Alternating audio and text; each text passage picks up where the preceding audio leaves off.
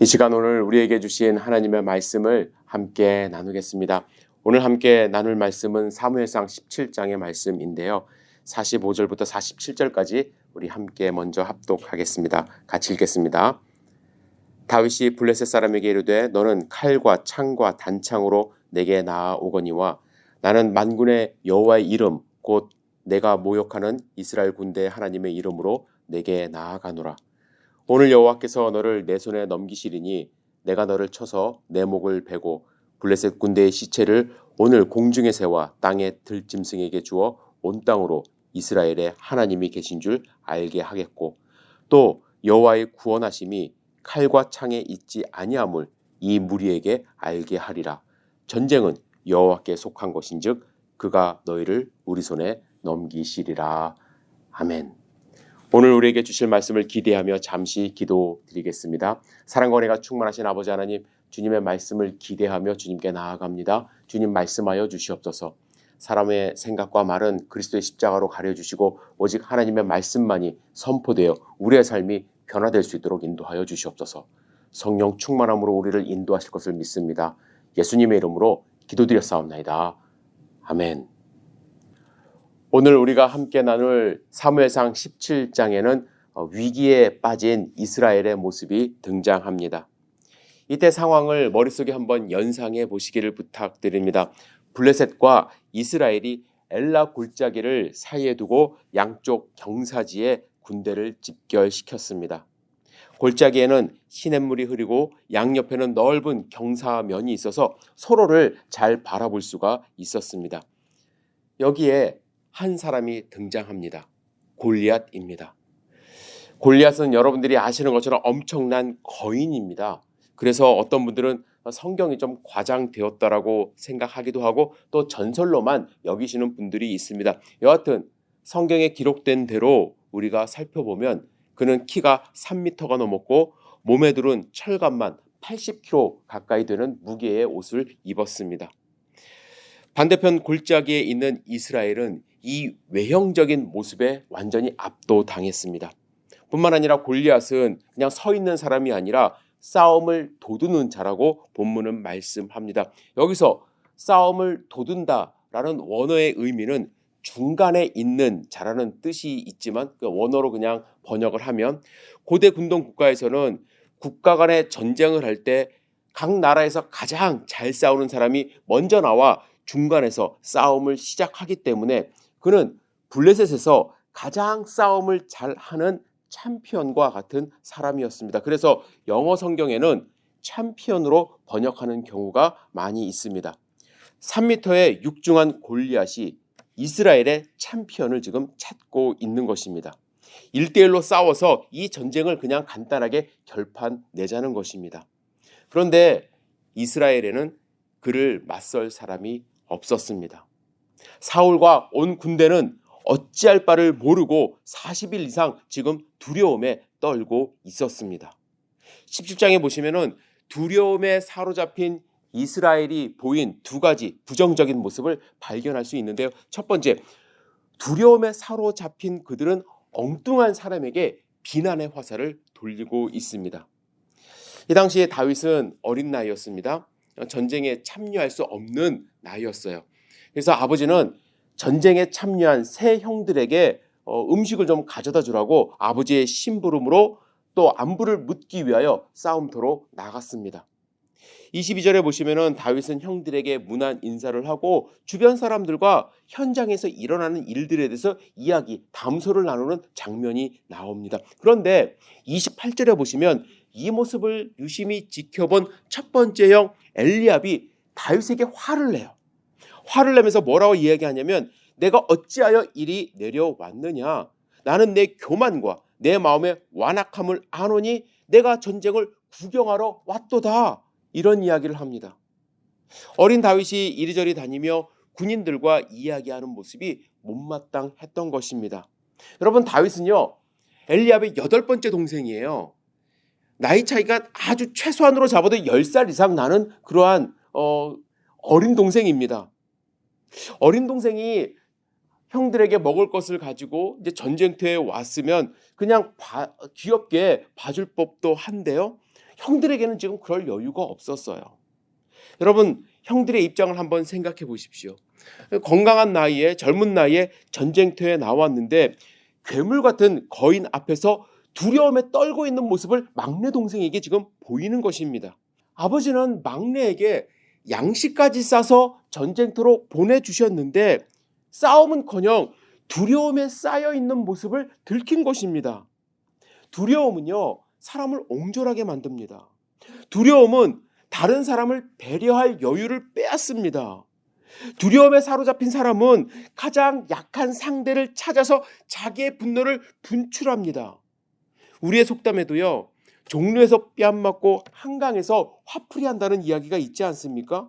지금 전쟁터에 있는 이스라엘 군인은 매일 골리앗의 소리에 지금 뺨을 맞고 있는 상황이에요.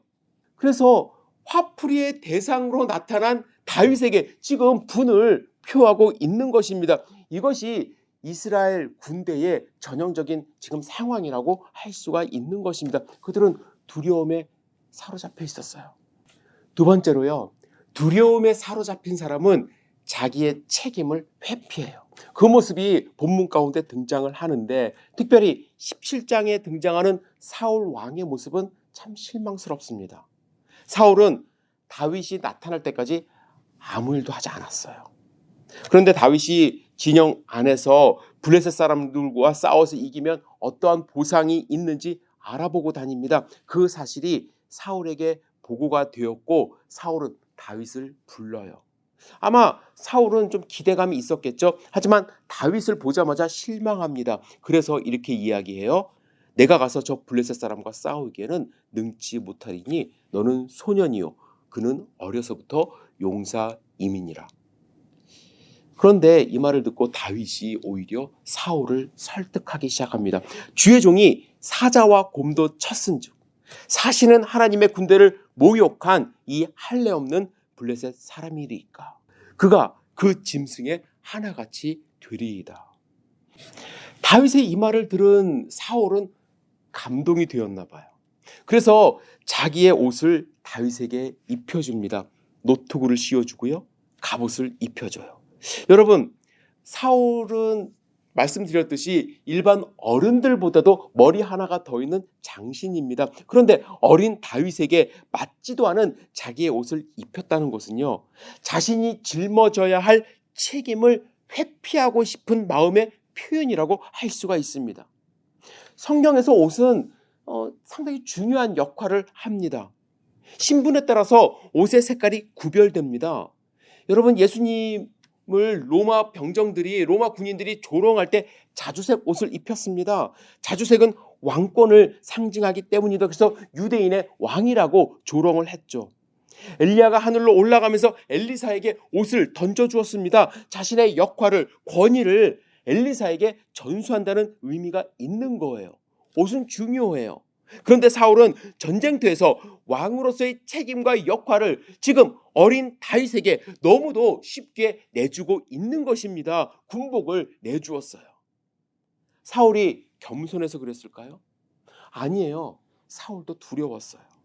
이 상황을 지금 빨리 극복하고 싶었던 것입니다. 누군가가 대신 싸워준다는 말에 지금 당장이라도 자기의 옷을 내어주는 그런 모습을 보이는 것입니다. 두려움은 자신의 책임을 회피하고 싶은 마음으로 나타나기 시작합니다. 두려움에 사로잡힌 형들은 다윗을 비난했고 두려움에 사로잡힌 사울은 자신의 책임을 다윗에게 전가했습니다. 하지만 참 다행인 것은 다윗에게는 두려움이 없었어요. 두려움이 없는 다윗의 두 가지 특징을 우리는 발견할 수 있는데요. 첫 번째, 다윗은요, 보는 눈보다 듣는 귀가 발달된 사람입니다. 본문을 읽어보시면 다윗은 다른 사람의 말을 잘 듣는 사람으로 표현되고 있습니다. 23절 읽겠습니다. 그들과 함께 말할 때에 마침 블레셋 사람의 싸움 돋는 가드 사람 골리앗이라 하는 자가 그 항우에서 나와서 전과 같은 말을 하며 다윗이 들으니라. 그런데 다윗은 듣고 있었는데 다른 사람은 무엇을 했는지 주목해서 볼 필요가 있어요. 24절입니다. 이스라엘 모든 사람이 그 사람을 보고 심히 두려워하여. 성경은요 23절과 24절에서 두려움이 없는 다윗은 들었다고 말씀을 하시고 24절에서 이스라엘 사람들은 보고 두려워했다고 비교해서 말씀하고 있습니다. 저는 여기에 주목해야 한다고 생각을 해요. 여러분, 보는 것과 듣는 것, 어떤 분들은 뭐 그게 무슨 별 차이가 있겠어 라고 생각을 할 수도 있지만 저는 우리는 보는 것에 약하다는 생각을 해요. 이 보는 것은요 생각할 겨를도 없이 우리의 판단력을 흐리게 만듭니다. 우리는 모든 것을 제대로 볼 수 없음에도 불구하고 눈에 보이는 것으로 급히 판단하고 결정하는 경우가 많이 있어요. 왜냐하면 내가 봤기 때문에 확신하는 거예요. 하지만 여러분, 우리가 상자를 본다고 생각해 보십시오.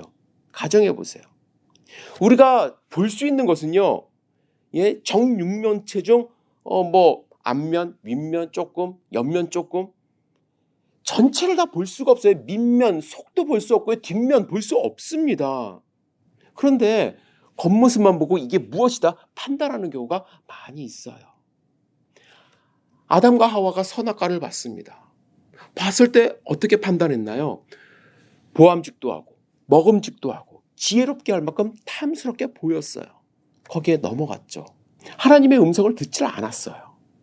다윗이 들을 때는요 영적으로 뛰어난 사람이었지만 그도 범죄할 때가 있지 않았습니까? 언제예요? 밧세바를 보았을 때.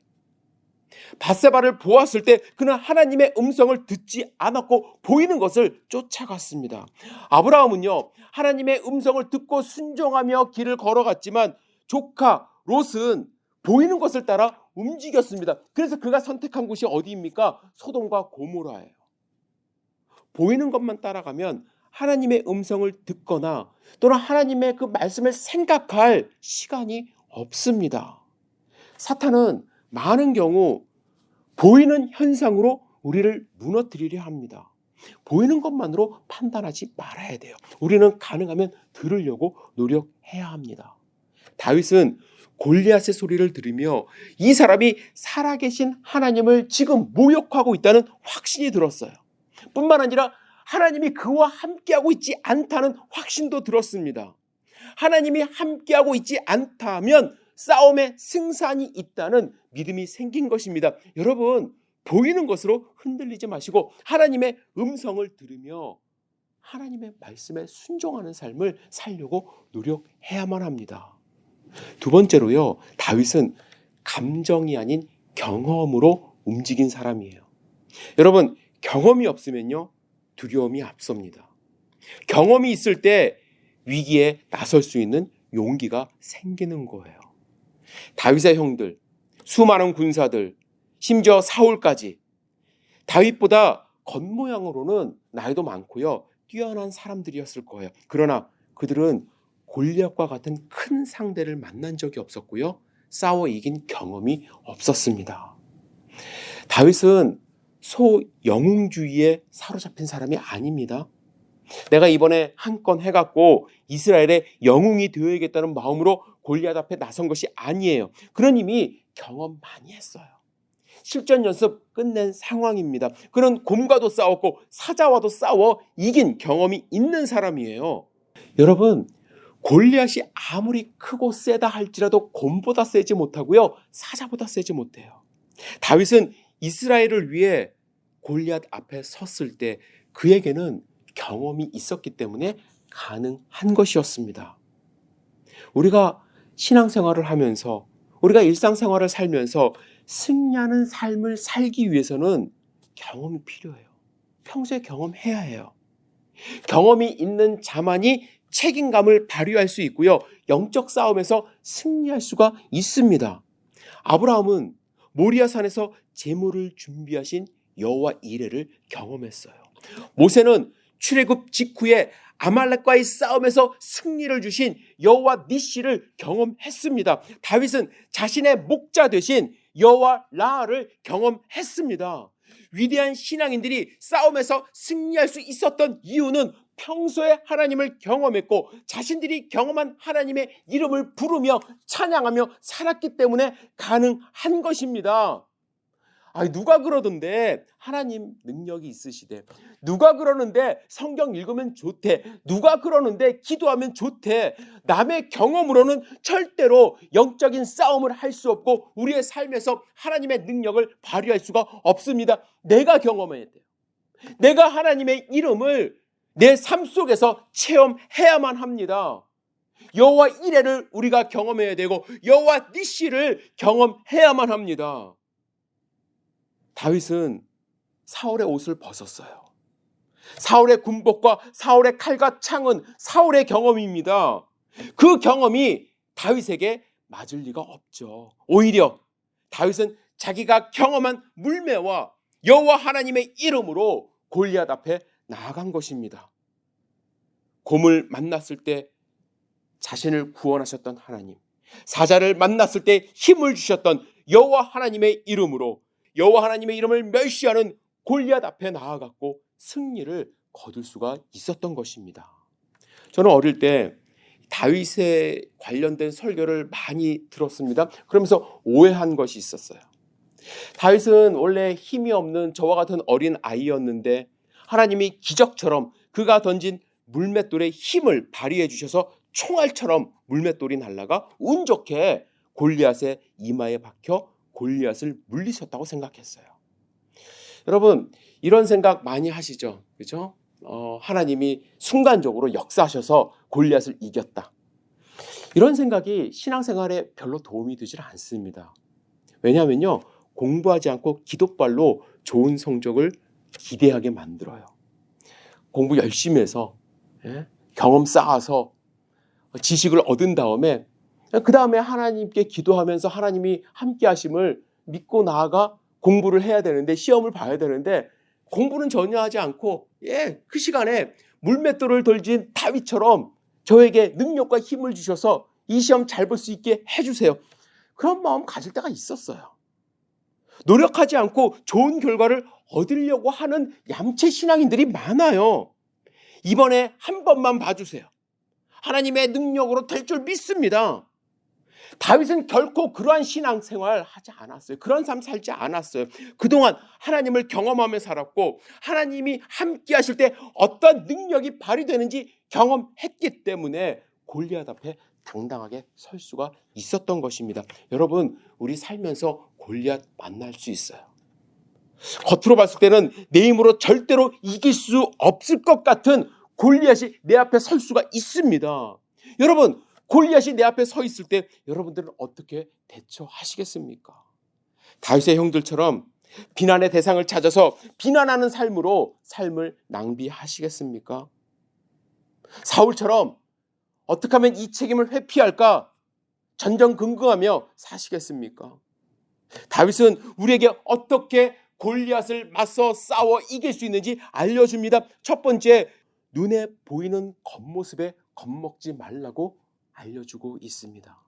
물론 우리가 피해야 하는 적들도 있어요. 예를 들면 제가 강호동과 같은 사람과 씨름한다고 생각을 해보세요. 제가 이길 수 있겠습니까? 못 이기죠. 그런 경기는 피해야죠. 지혜롭게 대처해야 할 필요가 있습니다. 하지만 겉모습만 보고 겁에 질려 두려움에 떨지 말라는 이야기예요. 골리앗이 하는 이야기 다윗 잘 듣지 않았습니까?